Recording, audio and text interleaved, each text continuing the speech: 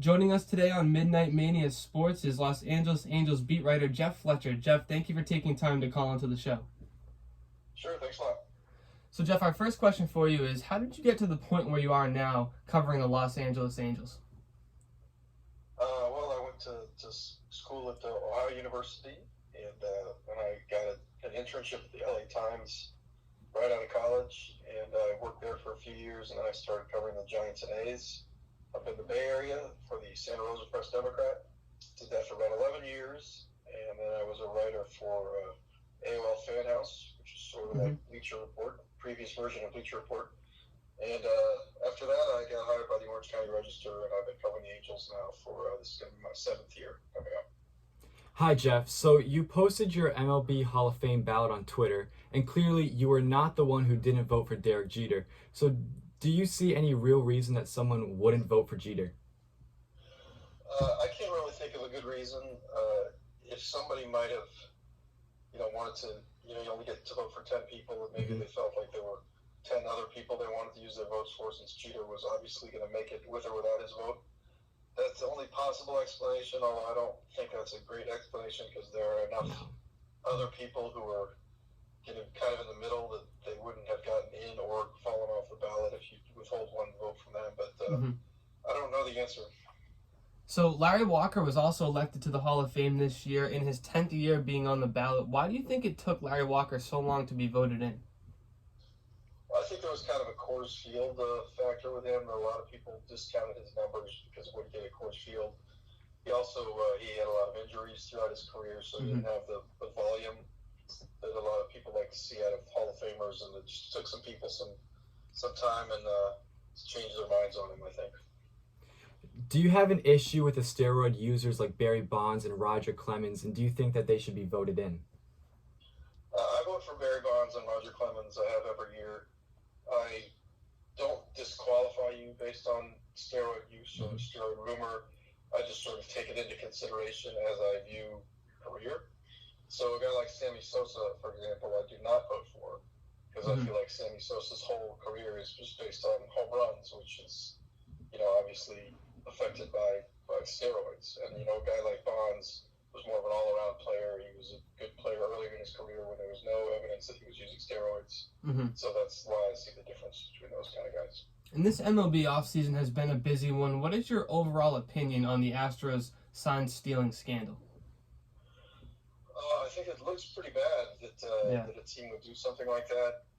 Obviously, it's something that they shouldn't have been doing. I think the players knew they shouldn't have been doing it, but it was not really policed very well. I think going forward, there's going to be much more enforcement to try to prevent that kind of thing.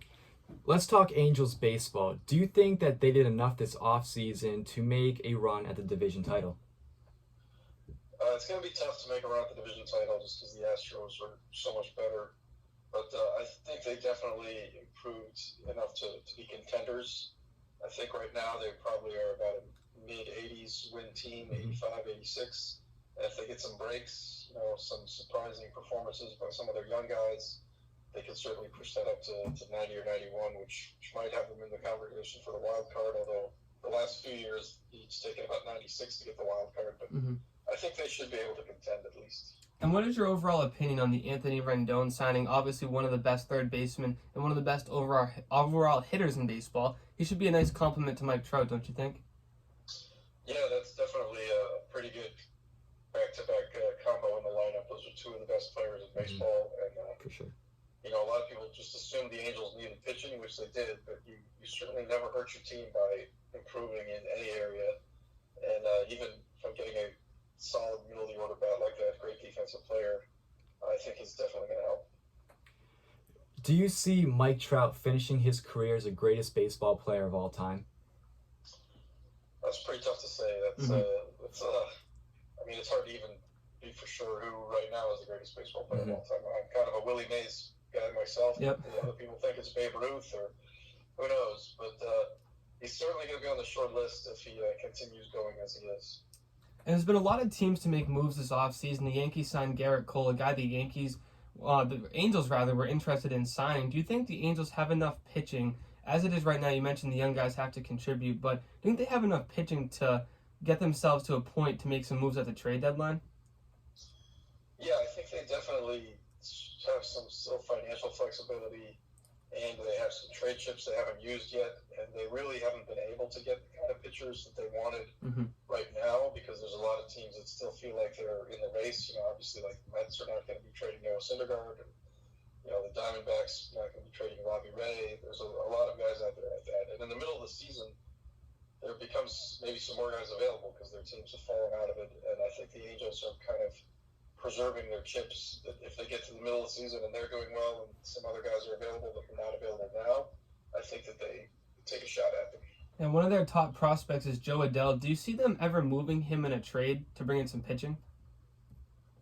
I think it would have to be a very, very special trade for an impact pitcher who's got multiple years of control left, not just a rental for even 1 or 2 years. I think it's pretty hard to imagine that it would happen anytime soon. And last question for you, Jeff. Do you have a way too early World Series prediction yet? I haven't even thought about it. Yeah, So I figured. Yeah, I mean, there's a lot to look into this offseason. A lot of teams making moves, including the Angels. Well, Jeff, we want to thank you for taking time to call into the show, and best of luck to the Angels this year.